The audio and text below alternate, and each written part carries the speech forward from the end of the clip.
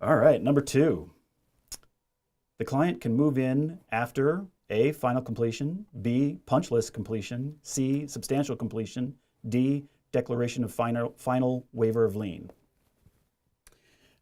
So this one there's a fairly straightforward aspect to this, but it's mostly just making sure that you have an idea of what all the different sort of deadlines and days and sort of specific declarations are towards the end of a project. The client can move in after a final completion. Well, of course they can move in after final completion. It's finally complete. But final completion could be months and months and months after mostly completed. Imagine a situation where the cabinets that you ordered from Germany come in and they're really beautiful, but turns out one was the wrong size. So you take it out and you reorder that cabinet, and maybe it takes 5 months to get it. Like, really, nobody's going to move in because there's one cabinet missing. So final completion often is way down the road. There's all sorts of things, punch lists that take a long time, or materials that just don't show up, or inspectors that can't get out until something to see something. So final completion is a completely reasonable answer, except that it's just not going to be the best answer because it can be so much farther down the road than when a client is likely to want to move in. Punch list completion is kind of like final completion in that sense. The punch list is that document that gets made.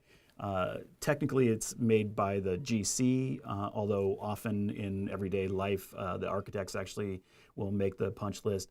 But the GC makes the punch list, and then the architect and the GC review the punch list. The architect may add to it.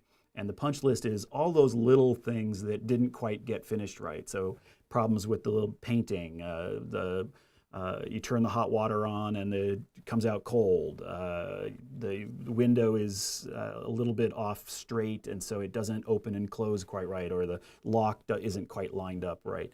All those little things. So that means somebody, meaning you, have to go walk around the whole site, test all those things, try opening all the windows, try all the faucets, look around at the paint, make sure the paint's been done correctly.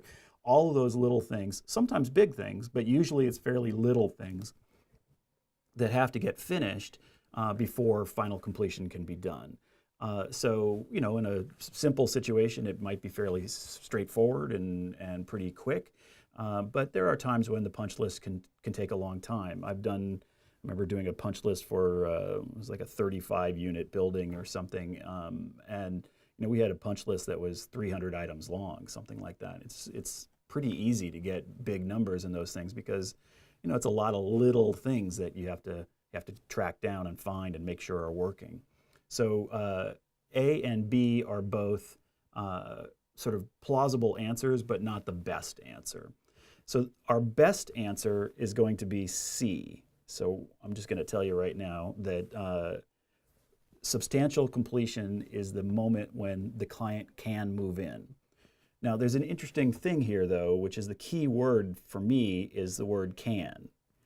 It isn't necessarily a good idea for the client to move in at substantial completion.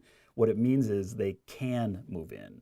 So it means that things are code finished enough, so there's not any dangerous elements. The things that need to be finished are not going to impact the code reviews.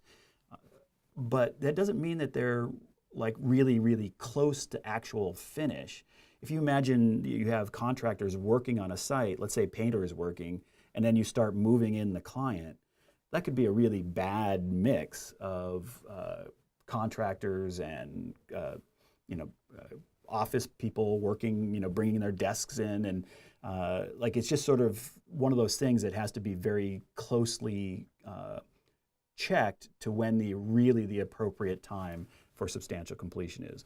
The technically appropriate time is as soon as the building is available to be moved into, where it meets enough of the code that the inspectors will feel comfortable with the clients moving in. You actually claim substantial completion. The contractors will ask for it. You would then substantiate it. You might do that with a code official, depends on the municipality. And a key thing that happens at substantial completion is it's the starting point of the warranties. So you don't want to go out of your way to start it too early, but if the client needs to get in, you may need to push things along and get it started so that they can get in, and they'll just have to work it out with the GC to try to not damage anything during the process. You can imagine how much fun it is trying to figure out if the ding in the wall is from one of the client people moving a desk in versus somebody who's on the contractor's team moving a ladder around. And that always engenders fun conversations.